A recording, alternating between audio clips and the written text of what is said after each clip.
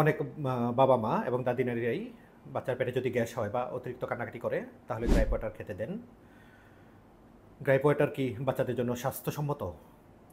এ বিষয়ে আলোচনা যাওয়ার আগে আমি আমার পরিচয়টা দিয়ে নিচ্ছি। আমি ডাক্তার শরীফ মোহাম্মদ আব্দুল্লাহ দোলন, নবজাতক ও শিশু কিশোর রোগ বিশেষজ্ঞ। ইউএস এফডিএ এবং ডব্লিউএইচও বাচ্চাদের জন্য গ্রাইপ ওয়াটার রিকমেন্ড করে না। এখন আসুন আমরা জেনে নেই যে গ্রাইপ ওয়াটারে কী কী উপাদান থাকে। আগেকার দিনে যখন অরিজিনাল গ্রাইপ ওয়াটার ছিল, অরিজিনাল গ্রাইপ ওয়াটারে থাকতো অ্যালকোহল, হাই সুগার কন্টেন্ট, সাথে থাকতো সোডিয়াম বাইকার্বনেট এবং কিছু হার্বাল রেমেডি। এখনকার গ্রাইপ ওয়াটারগুলোতে থাকতেছে high sugar content, sodium bicarbonate এবং হার্বাল রেমেডি। এখন এই উপাদানগুলো বাচ্চাদের স্বাস্থ্যের জন্য খুবই ক্ষতিকারক। এখন আমরা জেনে নিই কোন উপাদান বাচ্চাদের স্বাস্থ্যের উপর কী প্রভাব ফেলে।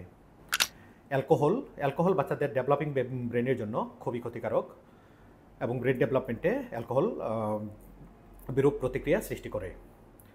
হাই সুগার কন্টেন্ট এটাও বাচ্চাদের জন্য খুবই ক্ষতিকর। এতে বাচ্চাদের দাঁতের ক্ষয় হয় এবং আমরা তো জানি যে 2 বছর আগে বাচ্চাদেরকে চিনি খেতে দেওয়া যাবে না।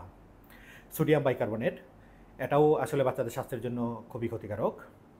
যেহেতু আগেকার দিনে এত অ্যাভেলেবল মেডিসিন বাচ্চাদের জন্য ছিল না, যে কারণে হয়তো বা মারা বা দাদি নানিরা বাচ্চাদেরকে গ্রাইপ ওয়াটার খেতে দিত। কিন্তু এখনকার দিনে বাচ্চাদের পেটে গ্যাসের জন্য অনেক সুন্দর সুন্দর মেডিসিন বাজারে অ্যাভেলেবল আছে। যদি বাচ্চার কোনো প্রবলেম মনে হয় আপনাদের কাছে, তাহলে ডাক্তারের পরামর্শ মতো ওষুধ বাচ্চাদেরকে সেবন করাবেন।